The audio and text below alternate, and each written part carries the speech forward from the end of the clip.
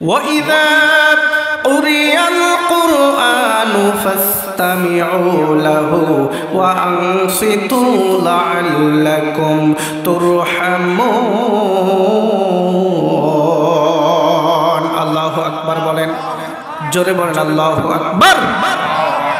নিশ্চয় যেখানে কোরআন থেকে আলোচনা করা হয়, যেখানে কোরআনুল কারীম থেকে ব্যাখ্যা করা হয়, তাফসীর করা হয়, আলোচনা পেশ করা হয়, সেখানে তোমাদের দুইটা দায়িত্ব হয়ে যায়। এক নম্বর দায়িত্ব হলো তোমরা চুপচাপ সেখানে বসবে, আর দুই নম্বরে কোরআনের কথাগুলো তোমরা আমলের নিয়তে শুনবে। যদি এই দুইটা কাজ তোমরা করতে পারো, তাহলে আমি আল্লাহ লাআল্লাকুম তুরহামুন তোমাদের উপরে রহমত বর্ষণ করব। বলেন সুবহানাল্লাহ। আল্লাহ পাকের রহমত আমাদের উপরে পড়তেছে, এইটা দেখা না গেলেও আমাদের বিশ্বাস আছে না নাই?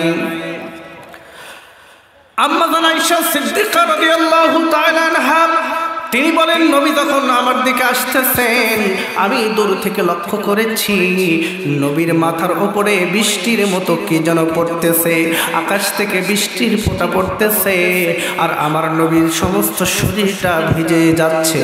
তখন আমি নবীর জন্য একটা তোয়ালে নিয়ে আমি অপেক্ষা করতেছিলাম। নবী যখন আসলেন তখন আমি মুছে দিব বলে, কিন্তু আমি নবী যখন আমার নিকটে এসেছেন, আমি নজর করে দেখি একটা ফোঁটা বৃষ্টির পানি নবীর শরীরে নাই। আমি অবাক হয়ে তাকায় রইলাম। আল্লাহর নবী বললেন, আয়েশা রে, তুমি কি এমন করে দেখো? আয়েশা বলে, ইয়া রাসূলুল্লাহ, ইয়া হাবিবাল্লাহ, আমি দূর থেকে দেখেছি আপনার মাথায় বৃষ্টির মতো পানি পড়তেছে, আমি মুছে দেওয়ার জন্য আমি প্রস্তুত হয়ে আছি হুজুর, কিন্তু নিকটে এসে দেখি একটা ফোঁটা পানি নাই। আল্লাহর নবী বললেন, আয়েশা, তুমি যেইটা দেখেছো ওইটা ঠিকই তুমি দেখেছো, তবে ওইটা দুনিয়ার কোন সাধারণ বৃষ্টি নয়, ওইটা হলো আল্লাহর পক্ষ থেকে রহমতের বৃষ্টির ধারা পানি পড়তেছে। কোন সুবহানাল্লাহ। ওটা আল্লাহর সরাসরি রহমত পড়তেছে। ওইটা আমাদের মতো এই দুই চোখে দেখা যায় না, তবে আল্লাহ ওয়ালারা তার ঠিকই তার টের পেয়ে যায়, তার ঠিকই তারা দেখতে পায়। তার কারণ ইয়ানজুরু বিনুরিল্লাহ, আল্লাহ ওয়ালারা দেখে আল্লাহ পাকের কুদরতি পাওয়ারে। বলেন আল্লাহু আকবার। এই জন্য আমাদের উপরে আল্লাহ তাআলা রহমত বৃষ্টির ধারায় পড়তেছে, আমরা দেখতে পাচ্ছি না, তবে আমাদের বিশ্বাস আছে না নাই?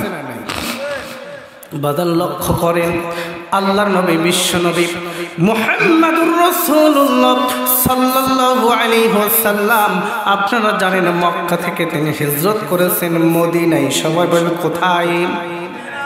আল্লাহর নবী যখন মক্কা থেকে মদিনাতে তিনি হিজরত করলেন, নবীর কাছে হাজার হাজার মানুষ নবীদের কাছে এসে নবীর চেহারা দেখে তার কালিমা পড়ে মুসলমান হয়ে যায়। আল্লাহু আকবার বলেন, জোরে বলেন আল্লাহু আকবার। কারণ নবী এসেছে মক্কা থেকে মদিনায়। মদিনার একজন ইহুদিদের পণ্ডিত, নাম হচ্ছে আব্দুল্লাহ বিন সালাম। এই আব্দুল্লাহ বিন সালামের কাছে ঘটনাটা, এই খবরটা পৌঁছে গেল। কারণ দিনের নবী এসেছে মক্কা থেকে মদিনায়।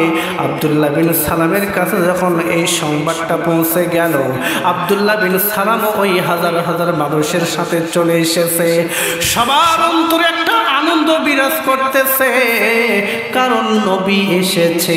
কবিরা বলেন, নবী এসেছে, রাসূল এসেছে, হাবিব এসেছে, নবী এসেছে। আকাশের তারাগুলি ঝিলিমিলি ঝিলিমিলি জ্বলছে, রাসূল এসেছে, হাবিব এসেছে, নবী এসেছে, রাসূল এসেছে। পড়েন না, নবী এসেছে, রাসূল এসেছে, নবী এসেছে, হাবিব এসেছে। লিল্লাহি তাকবীর।